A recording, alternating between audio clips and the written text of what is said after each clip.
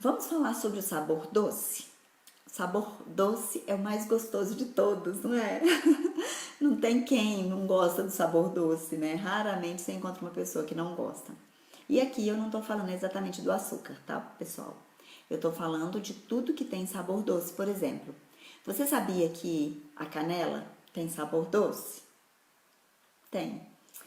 Você sabia que mais tem sabor doce que eu posso dizer? O cardamomo tem sabor doce.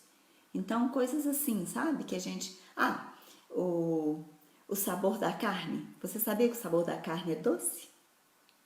Olha só como que a gente vai aproveitando para aprender coisas novas, né?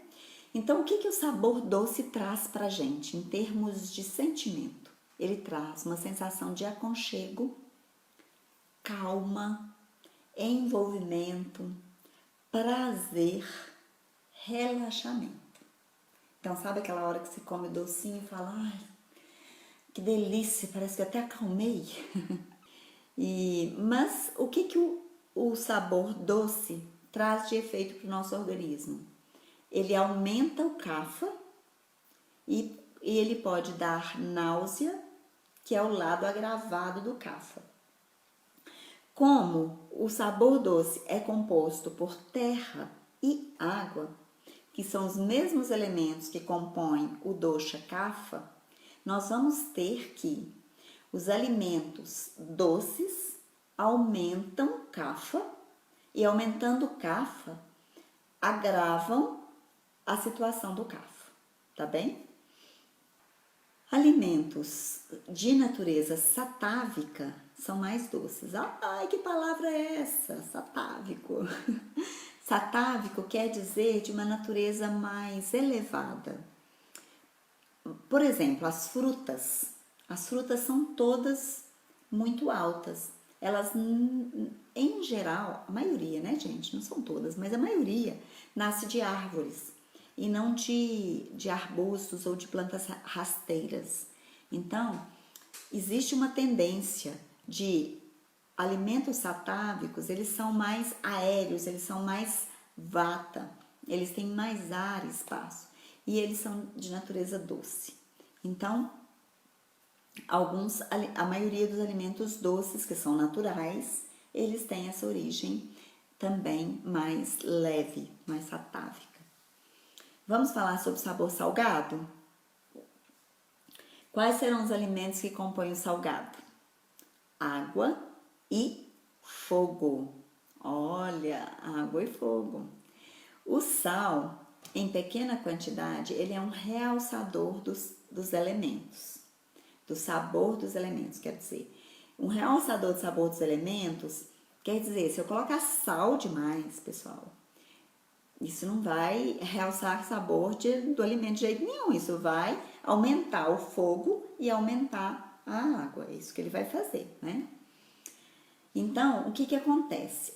Pessoas que têm pressão alta devem diminuir o sal, né? Por quê? Justamente porque aumenta essa água e aumenta o fogo. Então, é um sabor que agrava o pita. Por quê? O pita também é composto de água e de fogo, não é assim? Então, tudo que é semelhante agrava o dosha que tem as mesmas características.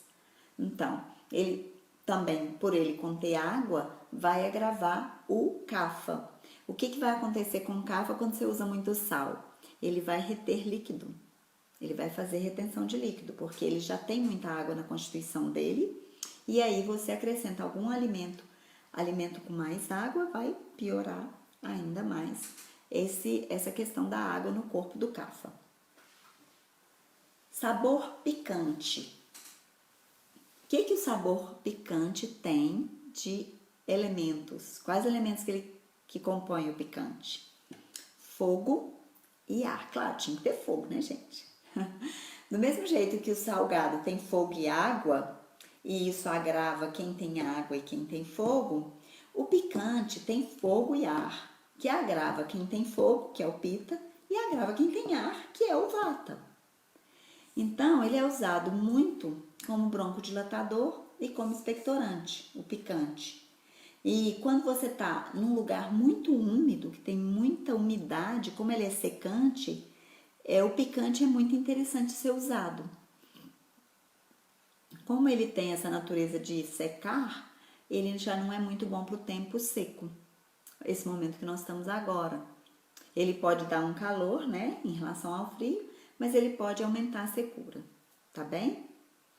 Então, esse é o sabor picante. O próximo sabor que a gente vai estudar é o sabor azedo ou ácido, mesma coisa, tá? Quais são os elementos que compõem o ácido? O fogo, de novo, e a terra. Então, o azedo, ele já tem um componente que é a terra, né? Então, ele agrava o cafa, porque ele tem terra, e o cafa tem terra e água. Mesmo assim, ele gera um certo frescor, porque ele tem uma qualidade de expandir o plasma. A gente costuma recomendar para as pessoas muito vatinhas, que são muito fininhas, que têm uma dificuldade de se nutrirem, como o sabor azedo é um expansor de plasma, então dá essa sensação de saciedade, a gente recomenda para a pessoa usar uma água, ao invés de usar uma água que eu estou usando uma água pura aqui, mas ao invés de você usar uma água pura, você usar com gotas de limão, com rodelas de limão, ou de laranja mais azeda, ou até de suco de uva, um pouco de suco de uva ali. Porque a hora que você mistura a água com sabor ácido, você ganha essa expansão de plasma. Então é indicado para pessoas que querem mais nutrição, que querem ganhar peso, por exemplo, tá? Vocês sabiam que o alimento de sabor amargo, ele sela a digestão? Sabiam disso? Então é muito recomendado que você coma a salada crua, que tem umas ervas assim amargas, no final, para selar a sua digestão, ao invés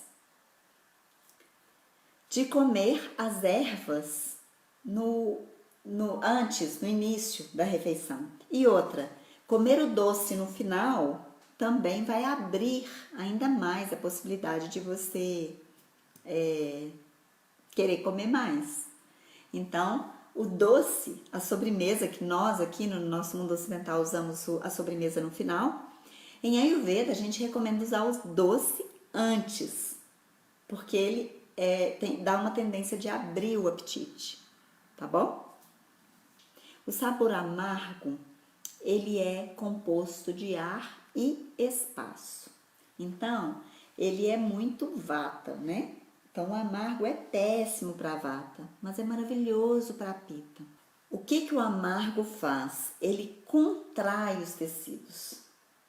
Então, ele é contraindicado para pessoas que têm pouco tecido, porque a pessoa já é fininha, ela já não tem tecido para valer, e você ainda tira o tecido, né? Aí essa pessoa fica mais desnutrida ainda. Então, o amargo, ele também tem um efeito que é o antidoce. Então, se você quer diminuir o doce de alguma comida, de algum alimento, você coloca um pouco de amargo, que alivia aquele excesso do doce, tá? Agora, ele agrava o vata, o amargo, e também gera tristeza. Então, os pita podem comer amargo, porque pita tem sempre um estímulo, sempre um ânimo, estão sempre de bem com a vida, estão sempre cheio de fogo, né, de brilho, né? Então, é bom pro vata, pro kapha, pro pita. É bom pro pita comer amargo, porque também o amargo faz um papel lá no nosso fígado de desintoxicação e de limpeza, que é um órgão muito importante pro pita, né? O amargo, por ele ser antipita por excelência, ele é super indicado para quem tem um pita muito alto, tá? Ou está com um pita muito alto. Um exemplo de um amargo bem amargo é o nim, não sei se vocês já ouviram falar, e a carqueja, né? O boldo, são amargos bem amargos. Por fim, o último sabor é o sabor adstringente. Ele é composto por terra e espaço e o principal efeito dele é de reduzir tumores. Então, por ele ser adstringente, ele também suga e ele é muito indicado para redução de tumores. Qual que é um alimento adstringente? Maçã verde, banana verde, romã, são alimentos adstringentes, então eles têm essa qualidade de reduzir tumores, reduzir tecidos, né?